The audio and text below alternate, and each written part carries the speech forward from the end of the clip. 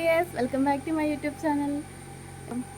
അപ്പോൾ ഇന്ന് ജോഷയുടെ പല്ല് പറിക്കാൻ വേണ്ടി ഇപ്പോൾ 2-3 പല്ല് ഇളകിയിരിക്കുന്നുണ്ട്. അപ്പോൾ ഞങ്ങൾക്കെല്ലാം പറിക്കാൻ പേടിയായതുകൊണ്ട് ഇവിടെ ദന്തൽ ക്ലിനിക്ക് ഉണ്ട്, അവിടെ പോയിട്ട് പറിക്കാമെന്ന് വിചാരിച്ചു. അപ്പോൾ ഞങ്ങൾ പോവുക.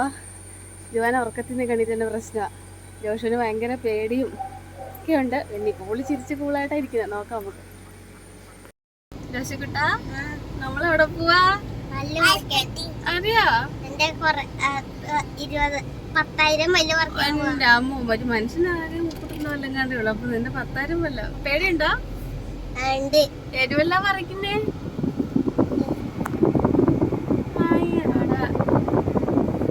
ഇപ്പൊ തിരിച്ചു വരുമ്പോ ജോഷന് 3 പല്ല് കുറവായിരിക്കും അല്ലേ ജോഷു?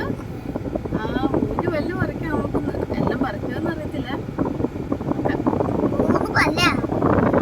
ജുവാന്റെ പല്ല് പറിക്കണോ?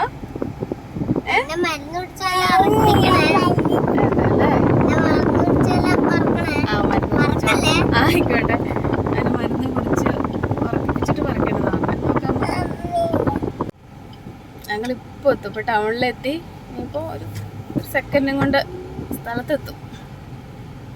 അടുത്ത് തന്നെ. നോക്കട്ടെ ജോഷു കരയോ എങ്ങനെ ഇരിക്കുമോ എന്നൊക്കെ കണ്ടറിയാം. പക്ഷെ നടന്നോ, അങ്ങോട്ടുള്ളിലേക്ക് നടന്നോ. അതന്നെ.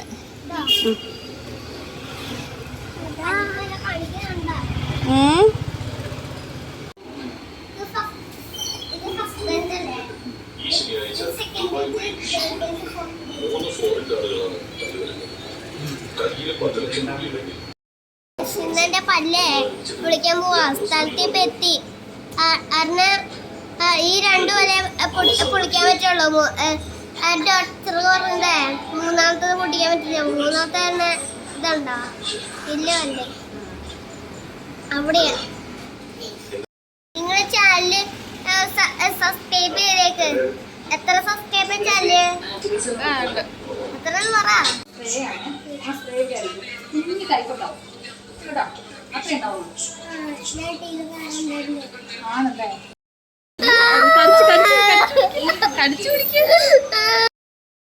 അങ്ങനെ ഞങ്ങള് പല്ലൊക്കെ പറിച്ച് തിരിച്ചെത്തി. ചോച്ചി അച്ഛ ഓടി ഇന്നുണ്ടോ ചോച്ചിയുടെ പല്ല് പറിച്ചു. ദൈവമേ, നല്ല ധൈര്യവാനായിട്ടൊക്കെ കിടന്നായിരുന്നു. പക്ഷെ പറിച്ചപ്പോൾ ഒരു സ്പ്രേ അടിച്ചിട്ടാ പറിച്ചതാ.